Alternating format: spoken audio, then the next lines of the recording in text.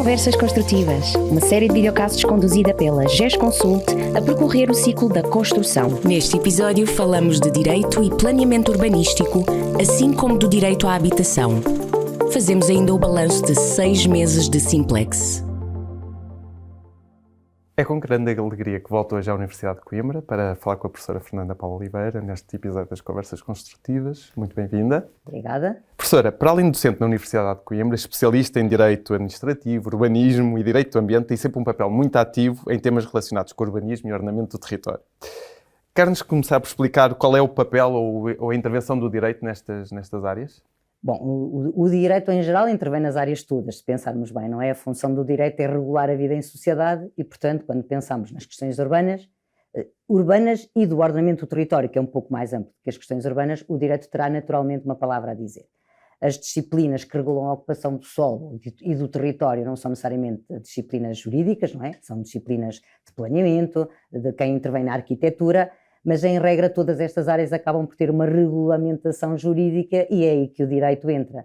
Em geral, nas várias relações na vida em sociedade, mas em particular também aqui nesta matéria. Esses planos que muitas vezes são feitos por engenheiros e arquitetos, portanto deve ser muito difícil, ou como é que se consegue compatibilizar a linguagem de um arquiteto e de um engenheiro? Verdadeiramente, essa é uma experiência que tenho, porque trabalho muito em equipas que fazem planos. Por imposição da lei, a equipa de planeamento tem que ter um jurista. É uma equipa interdisciplinar, com várias valências, naturalmente.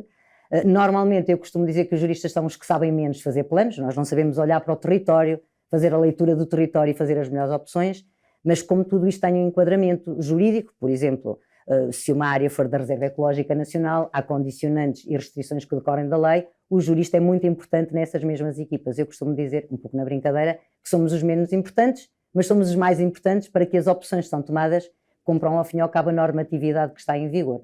É relativamente fácil nós falarmos uns com os outros. Normalmente tem a ideia que o jurista é aquele que complica, não é?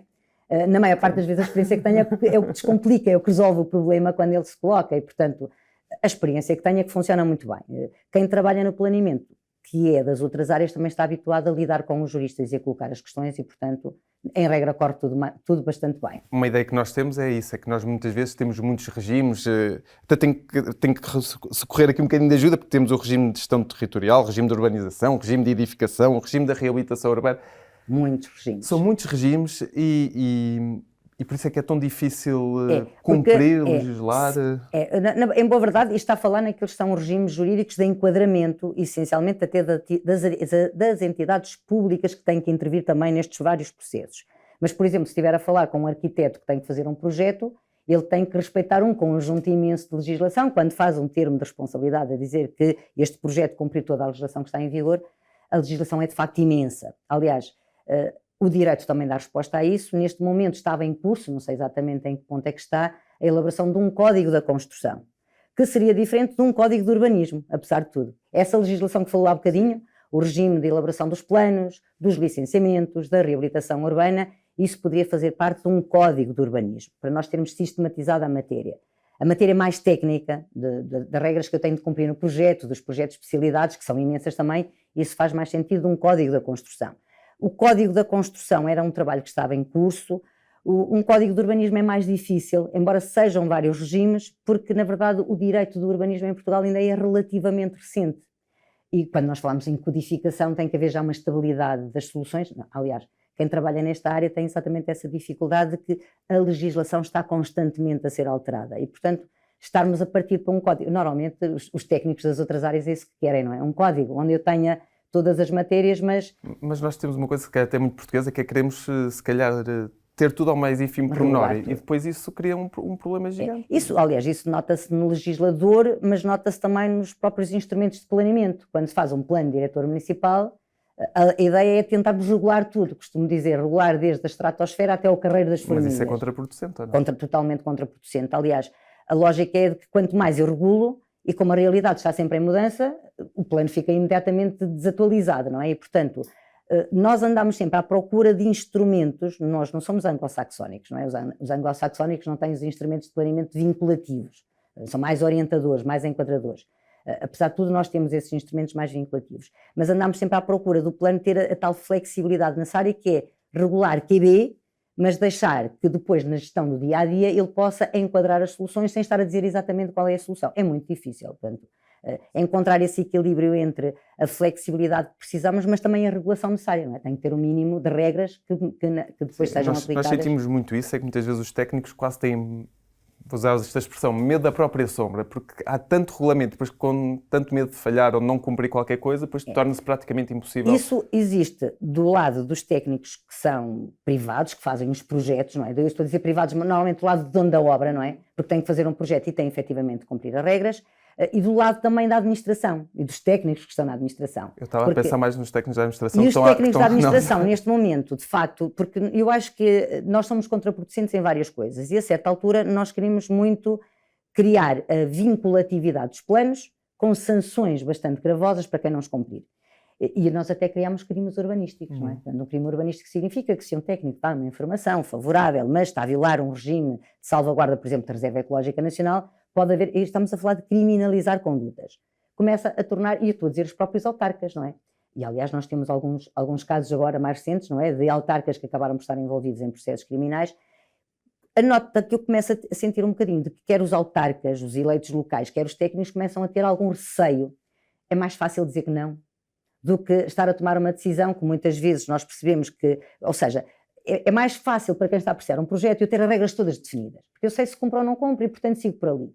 Instrumentos de planeamento mais flexíveis atribuem também maior discricionariedade, que significa maior possibilidade de avaliar o projeto, mas também mais risco, não é? E hoje em dia, como nós judicializamos muito essas coisas, um bocadinho exageradamente, começa a haver esse receio, aliás, a prova de que toda a legislação que tem estado a sair para simplificar, na verdade nós depois vamos à prática e as coisas estão a ficar ainda mais complexas do que estavam antes, não é? Portanto, há de facto essa dificuldade de nós termos, no fundo eu tenho um plano que define tudo, é mais fácil para quem está a apreciar o projeto, mas se calhar ele não está a responder aos problemas porque a vida vai mudando.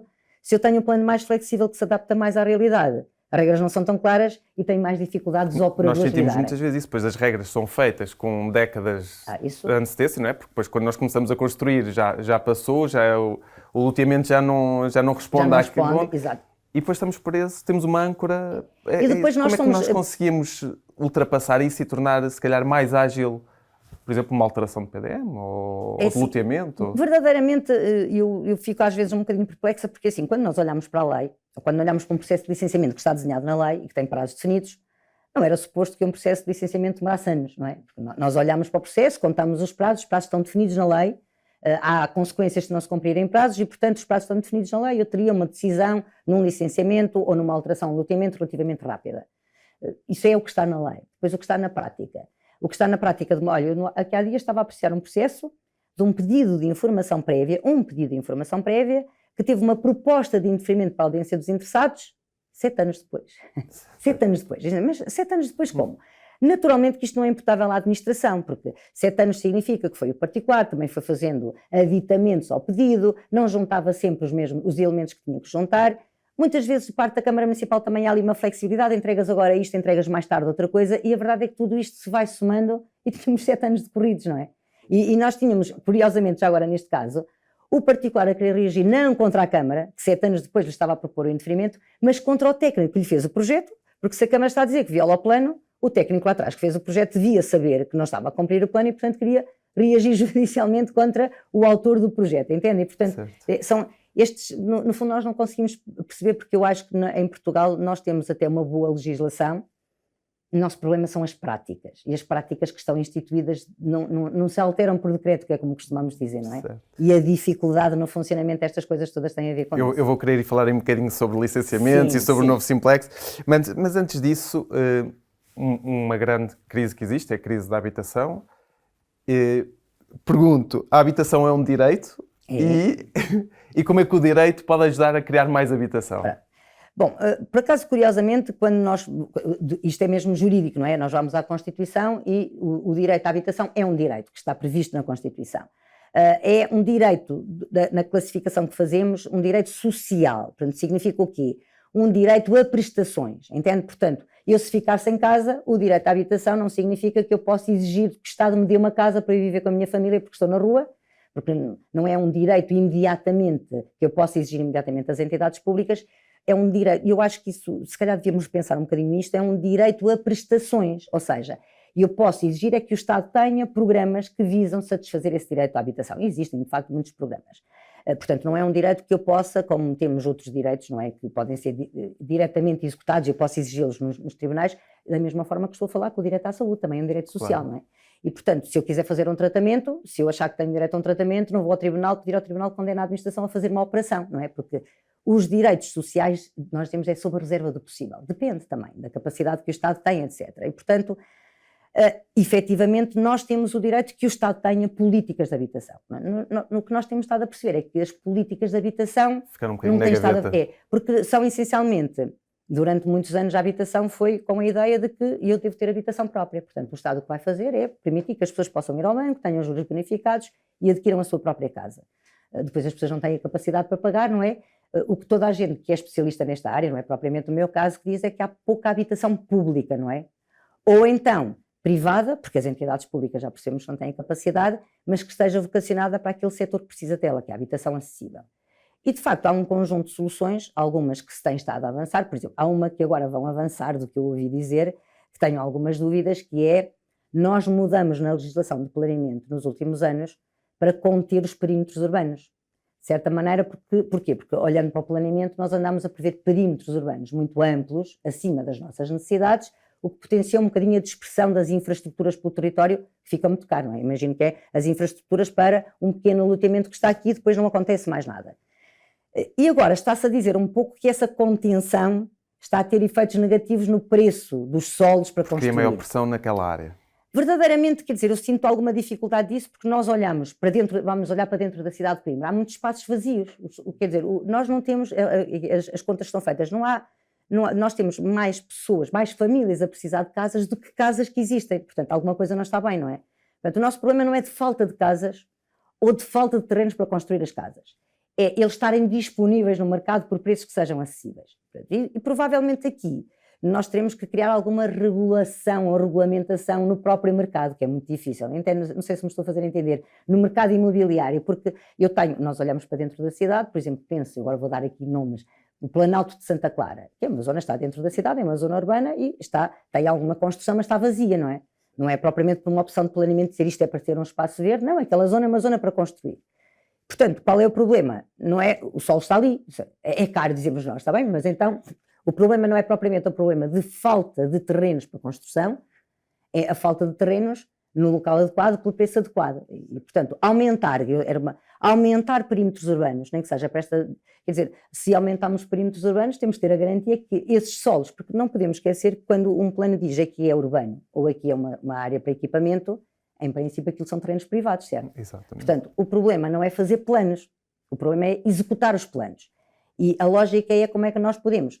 Há vários instrumentos, eles são pouco utilizados, de o município não se limitar a fazer os planos, programar a sua execução, dizer é aqui que tem que acontecer e fazer acontecer. E incentivar, por exemplo? E aí tem que ser necessariamente, ou seja, eu só consigo fazer se os privados fizerem, não é? Porque os terrenos são deles, não, expropriar os terrenos para fazer está fora de hipótese, com o setor público. E, portanto, a lógica é, temos um instrumento que se chama unidades de execução, que pressupõe que o município tenha que delimitar uma unidade de execução, mas não a pode delimitar sem falar com os privados. Perceber se querem avançar, se não querem avançar, e principalmente mostrar as mais-valias de avançarem. Se vocês avançarem, quais são os resultados que têm e o que é que ganham, não é? Porque se me vierem dizer que eu vou entrar num projeto, que vou entrar com dinheiro e no fim tenho prejuízo, ninguém entra, certo? E, portanto, eu acho que os nossos municípios em Portugal já se habituaram a ter que fazer planos e já temos muitas equipas a trabalhar bem no planeamento. O problema depois é como é que nós executamos os planos. E como é que se incentiva os privados a querer... E a legislação diz tudo. A legislação diz, não basta planear, tem que se programar a execução. E hoje os particulares também já estão cientes disso. E a lógica é, há muitos anos atrás as pessoas não estavam habituadas com os planos. E, portanto, a ideia é, eu tenho um terreno, eu faço no terreno o que eu quiser. Nós hoje sabemos que não é assim. Claro. Eu faço no terreno o que o plano me permitir. E, portanto, costumo dizer até aos meus alunos de mestrado, ninguém hoje compra um terreno para construir, sem no mínimo ir à Câmara Municipal pedir uma informação, não é? Um pedido de informação prévia ou, no mínimo, uma informação. Agora, temos que nos habituar a outra coisa, que é, o plano não só diz o que é que eu posso fazer, como pode também dizer quando é que é para fazer. E eu vou ter, entendem? Tenho que programar a sua execução. E eu vou ter que me ajustar a esta... Isso é o que diz a lei, entendem? E há instrumentos para isso. O problema é o know-how, depois também está nas câmaras municipais, porque eu não estou a fazer uma crítica às câmaras municipais, atenção. Eu trabalho muito com câmaras municipais e tenho muito apreço por todas as pessoas, mas é mais fácil eu olhar para um projeto que me vem e ver se ele cumpre o plano, do que eu estar a olhar para o plano e dizer eu quero que aconteça aqui. Então eu vou ter que ir ter com os privados para que eles... E tenho que os incentivar, tenho que dizer quais são as vantagens para que eles me façam aquilo que vai ser de interesse também para o próprio município, entende? E essas vantagens são que benefícios fiscais, são Podem facilidades no licenciamento? A própria colaboração do próprio município, que pode, por exemplo, porque notem, se eu delimito uma área, a dizer aqui devia ser um projeto, eu tenho vários proprietários, vai acontecer sempre algum que não quer avançar. Claro. Por exemplo, o próprio município dizer, eu disponibilizo-me para expropriar os que não vão avançar e entro eu em vez dele, de ter as próprias taxas ajustadas a isso. É curioso que nós preocupamos muito com os benefícios fiscais e taxas para a reabilitação urbana, mas não para a e esquecemos que isto na nova construção... Aliás, isso é uma outra discussão que andou aí, não é? Porque a certa altura nós tínhamos benefícios fiscais para a reabilitação urbana, que não é necessariamente reabilitação de edifícios, e portanto construção nova pode ser e é reabilitação urbana. Agora houve um bocadinho um recuo atrás de dizer não é só para reabilitação de edifícios. E alguns projetos que estavam a avançar em áreas que estão marcadas para se fazer reabilitação urbana, com alguns vazios, em que a construção nova também vai reabilitar. Porque reabilitação urbana não é só reabilitar o edifício, é o espaço público, é dar vivência e, portanto, todos estes projetos podem contribuir e nós estamos muito focados às vezes na reabilitação do edifício e esquecemos um bocadinho esta outra, que é que nós temos, a dimensão urbana da reabilitação, entende? E, portanto, e se há incentivos para essa área, se calhar também para estas situações que o município quer programar. Só antes de passar ao licenciamento e ao Simplex, também vou querer saber a sua opinião, obviamente, só neste alargamento do território, nós depois ficamos muito sempre Lisboa e Porto como os grandes polos e onde há, obviamente, maior pressão urbanística. Como é que nós conseguíamos também criar, de alguma forma, alargar o território, portanto, que não fosse só Porto e Lisboa? Isso verdadeiramente, eu dou aulas de mestrado nestas matérias, não é? Nós agora temos as licenciaturas mais curtas e, portanto, nós falamos sobre isso. As primeiras aulas são para falarmos sobre ordenamento do território. Portanto, o urbanismo aparece um bocadinho como um setor dentro desta questão. O ordenamento do território é mais macro, permite-nos olhar para o território na sua globalidade e, de facto, nós tivemos um primeiro Programa Nacional da Política de Ordenamento do Território em 2008, ele foi publicado em 2007, mas 2008 foi na altura da crise, e tivemos a sua revisão em 2012. E nessa altura nós detectámos quais são os grandes problemas, este desequilíbrio que temos entre o litoral e o interior, e aliás que nós dizemos hoje em dia já não é litoral e interior, é as zonas de baixa densidade populacional, porque nós temos muito litoral que está desertificado neste momento. Há uma grande parte do litoral alentejano, nós temos pouca população a viver lá, não é? Portanto, o ordenamento do território é exatamente a política pública que olha para o território na sua globalidade e que tem um conjunto de estratégias e de medidas que visam corrigir os desequilíbrios. Nós não estamos a conseguir fazer isso, não é? Temos um problema que é um problema demográfico, isso é muito importante, não é? Porque nós temos, as pessoas estão em Lisboa e no Porto porquê? Porque têm melhor qualidade de vida, se têm melhor qualidade de vida vem para essas zonas, também. Mais emprego, se tem mais pessoas é aí que se faz mais investimento e portanto cria-se um círculo vicioso. Estes programas, o Programa Nacional, no fundo podíamos dizer, temos duas hipóteses, vamos assumir que somos assim, não é? As pessoas querem viver essencialmente nas grandes cidades e o resto vamos ter uma estratégia para elas, pode passar por muitas outras coisas, ou vamos tentar corrigir isso. E de facto em Portugal a lógica tem sido corrigir, portanto, cidades médias, desenvolver cidades médias, redes de cidades, tentar levar que as pessoas vão para o interior, mas isso é muito difícil, porque nós temos efetivamente muitas zonas que estão a ficar desertificadas e depois isto é tudo em cadeia, não é? Porque a própria questão da gestão da floresta e do ordenamento florestal e dos incêndios florestais também tem a ver com o facto das pessoas terem abandonado determinados locais, deixarem de fazer a agricultura, ou seja, isto é tudo muito mais complicado do que parece. Sem dúvida. Mas eu diria que nós não conseguimos pensar as cidades, o urbano é mais as cidades, se não pensarmos globalmente nas coisas e, portanto, o ordenamento do território, eu costumo dizer, é a base de tudo isto. Tem isso, tem mobilidade, os transportes... E nota, qualquer decisão, pequena decisão que nós achamos que não tem nada a ver com o ordenamento do território, não é? Porque fazemos uma Expo em 98, quer dizer, pode ser que não seja em Lisboa, não é? Aproveitou para reabilitar uma zona da cidade, até as próprias Jornadas Mundiais da Juventude, não é? Porque é Lisboa. Eu agora estou a brincar, porque não Braga, que está mais ligada à religião, porque não no interior. Mas há pouca gente, mas no fundo é aproveitar qualquer decisão que seja tomada para o território, se tiver esta ideia de que a lógica do ordenamento do território não é colocar as atividades onde elas ficam melhor, e essa ele fica melhor aqui, é também onde elas têm o potencial de criar mais desenvolvimento económico e social. O que eu acho é que nós muitas vezes, isso começa pelo governo, o governo está organizado em ministérios, é natural que o ministério olhe para o território à luz do seu interesse, E depois não há esta articulação de que eu estou a fazer uma opção em matéria de saúde, de equipamentos de saúde, etc., pensar nas questões também nessa perspectiva, entende? Onde é que, quando nós temos a crise, onde é que nós cortamos? Onde é que fomos dizer, esse centro de saúde com poucos velhinhos, uma escola com poucos alunos, e fecharam-se. Uma racionalidade económica que se calhar faz sentido, mas onde é que fomos fechar? Onde havia menos gente, não é? E as pessoas ficam, se calhar começam a deslocar-se depois para os outros centros, ou como dizia alguém aqui há uns anos atrás, de facto fizeram as autoestradas para o interior, mas já percebi que é para nos tirarem mais rapidamente daqui para fora. Pronto. E as questões de ordenamento do território eu acho que são efetivamente relevantes, e os critérios de ordenamento do território, desta correção de desequilíbrios regionais, porque tem a ver com a justiça territorial, não é? E eu, em função do sítio onde nasço, não devia ter mais ou menos oportunidade. E o direito é muito sobre a justiça, exatamente. Portanto, as questões da justiça. Para tentar melhorar também que estas condições de habitação e criar mais habitação, portanto, há 6 meses atrás entrou em vigor o Simplex. Foi só há 6 meses? Há 6 meses, em março. Já passado tanto tempo. Qual é o balanço que faz destes 6 meses de Simplex? Também tem muito contacto com câmaras municipais, Sim. também é um bocadinho... Que dores é que eles têm? Eu verdadeiramente tenho muito contacto com câmaras e também com promotores. Pronto, o Simplex, aliás, porque nós hoje em dia estamos muito nestas vias, não é? E fazemos muita formação via online e, portanto, eu a certa altura, quando me ouvia a falar, estava sempre a ralhar. Portanto, o que é que eu posso dizer sobre o Simplex? Eu acho que houve uma intenção, uma boa intenção, de simplificar, aliás, costumo dizer, tudo o que é para simplificar é bom e, portanto, não podemos criticar. A forma como às vezes fazem as coisas é que pode não correr bem. Portanto, uma ânsia tão grande de simplificar fez com que o legislador olhasse para os regimes onde as coisas estavam a funcionar menos mal, e eu vou voltar a dizer, eu acho que o nosso problema não é de legislação, é um problema de práticas. E, portanto, nós estamos sempre a mudar a legislação, depois temos a prática sempre a adaptar-se, e já lhe vou dar exemplos disto, não é?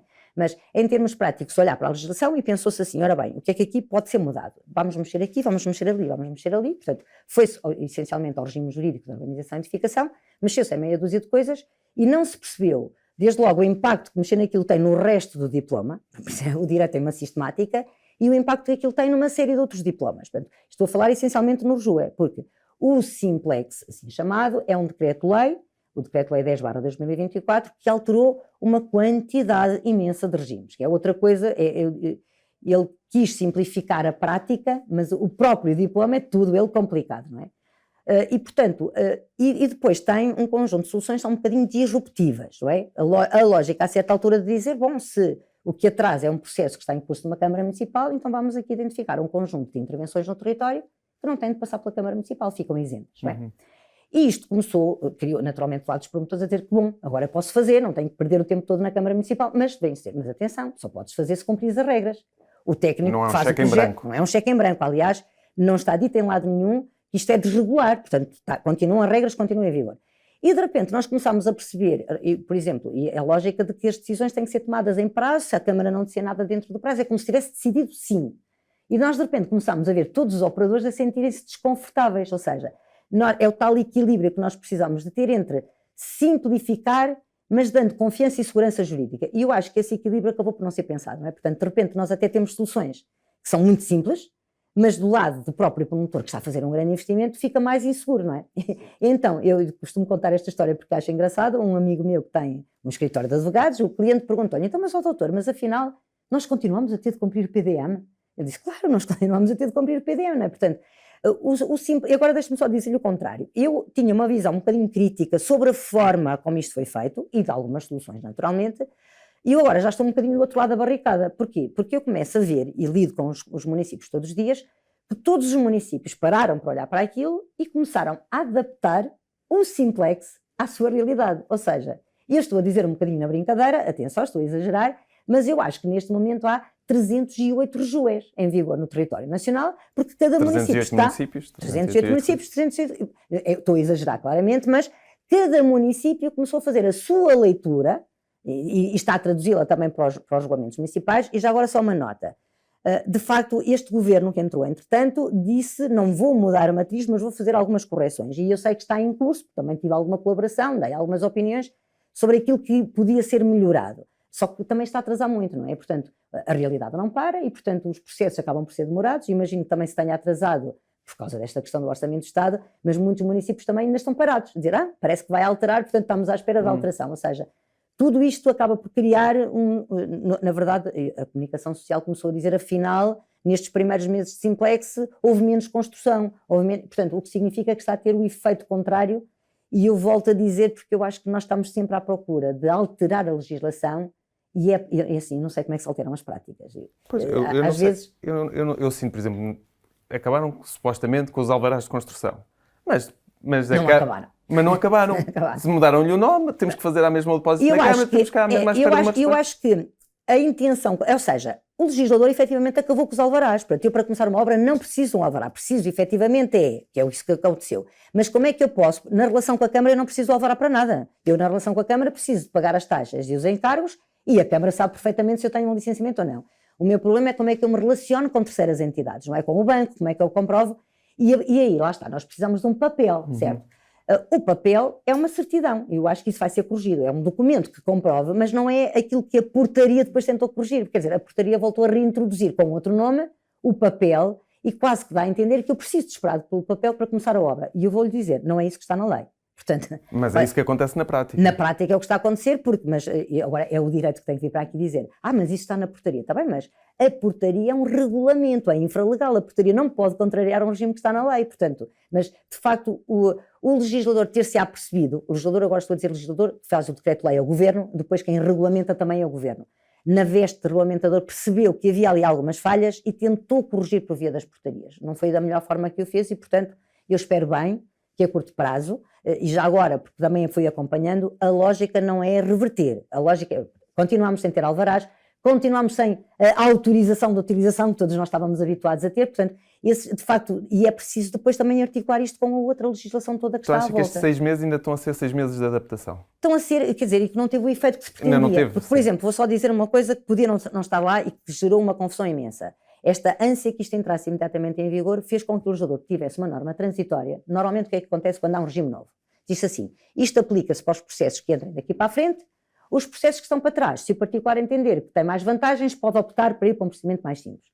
Este não fez isso, este disse, isto aplica-se imediatamente aos procedimentos em curso. E foi a confusão total, eu própria tive, porque um processo pode estar logo na fase inicial, como pode estar numa fase já depois de aprovar o projeto de arquitetura, como já pode estar numa fase final, e portanto, o que é que significa aplicar-se imediatamente aos processos em curso? Só para resolver essa dúvida, cada município acabou, eu agora vou estar a falar, é uma boquinha, vou dizer assim, a própria Câmara de Lisboa fez uma interpretação autêntica da lei e diz, nós entendemos que é assim e, portanto, aqui no município é assim que se trata. Eu rio-me depois um bocadinho a dizer, bom, lá está, mais uma vez, cada município adaptar-se à realidade, porque a própria lei também não foi clara. E eu acho que, essencialmente, a crítica que eu faço ao Simplex foi uma ânsia tão grande de simplificar, porque simplificar é mesmo necessário, temos mesmo que simplificar, mas esta ânsia tão grande de simplificar levou a que houvesse uma alteração um bocadinho disruptiva relativamente ao que estava antes e, portanto, não deu tempo para que houvesse aqui uma adaptação. E toda a gente chamou a atenção para isso, mas na altura foi em frente. Eu agora já começo, curiosamente, a defender algumas soluções que eu criticava, porque eu estou a ver que o Simplex criou duas percepções que eu acho importantes.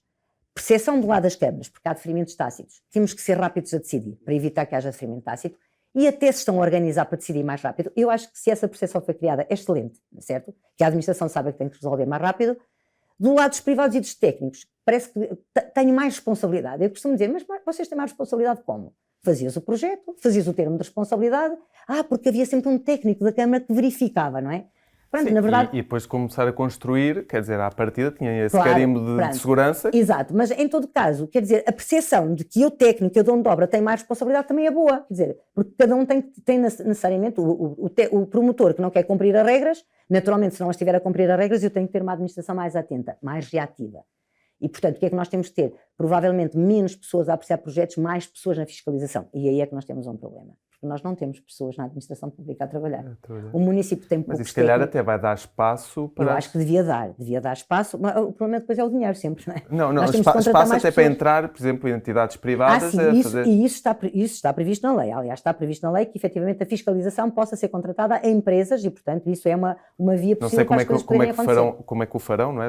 Eu agora não tenho aqui o RJUE, mas isso está previsto legalmente e, portanto, isso é possível, sim, do próprio município poder externalizar isso. Tem sempre que pagar, não é? Isso claro. É problema.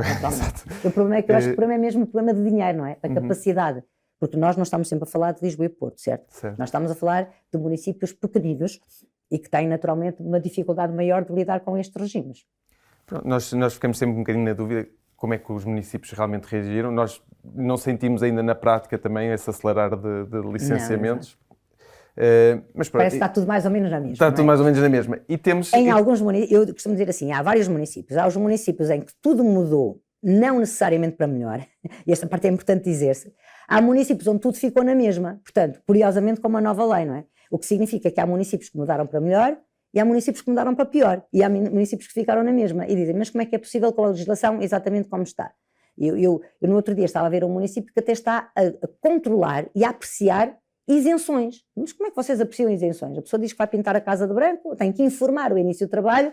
Não, esperas aí, vamos ver, há um despacho do Sr. Presidente, mas isso não tem cabimento em lado nenhum. E o particular está à espera. Mas depois isso não se é percebe. resolúvel, E não é? dizem-me assim, sabem porquê? Porque nós temos poucos fiscais e depois não temos, controlamos tudo antes. E dizem, mas se o homem está a dizer que vai pintar a casa de branco e depois pinta de amarelo, vocês têm que ter o fiscal lá para ver, entende? Portanto, a certa altura eu acho que os municípios entraram também numa ansiedade de que agora as pessoas naturalmente vão poder fazer e que nós queremos controlar antes, não conseguem chegar a tudo, não é? E, portanto, nós começamos a ter exemplos destes, são um bocadinho kafkianos, não é? Sim. E eu acho que esta dificuldade, há uns anos atrás, a doutora Maria Manuela Então Marques, que foi Ministra da Modernização Administrativa, e ela dizia que de facto há esta visão um bocadinho paternalista da administração de querer controlar tudo e sente muita dificuldade de abrir mão deste controle. Eu continuo a achar que há matérias onde a administração tem mesmo de controlar. Porque estávamos a dizer há pouco, isto tem impacto no nosso território, na nossa qualidade de vida, são interesses públicos, há pouco não disse isto. É que o direito que nós estamos a falar aqui é um direito público, não é o direito privado, da nossa relação privada.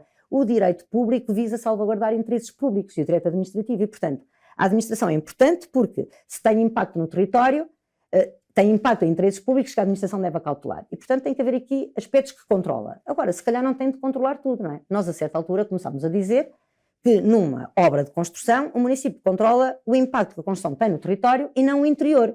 Nós estamos a dizer que o interior não tem regras que têm de ser cumpridas, mas não tem que ser a Câmara Municipal a apreciar. E isso está dito na legislação há muito tempo. Foi preciso um simplex que viesse repetir 3 vezes, na mesma lei, que os municípios não apreciam o interior. Aliás, vim dizer uma coisa que nem se devia dizer, que é os municípios estão impedidos de... Portanto, o que estamos a dizer o problema não é da lei, está a ver? Na lei já estava há muito tempo a dizer o município deve ficar reservado para apreciar aquilo que tem a ver com a qualidade de vida, com o impacto no território, com os valores ambientais, culturais.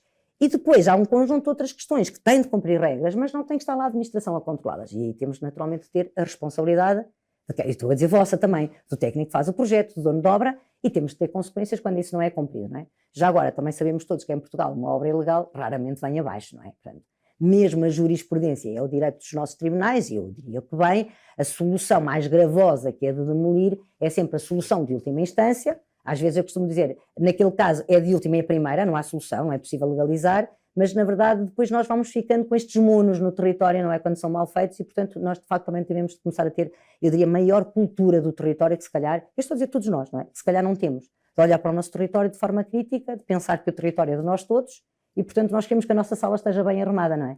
Não olhamos raramente para a nossa cidade como se fosse a nossa sala de estar. Acho que é um excelente desafio. Professora, agradeço a partilha da sua visão e da sua experiência. Muito obrigado. Obrigada, muito obrigada.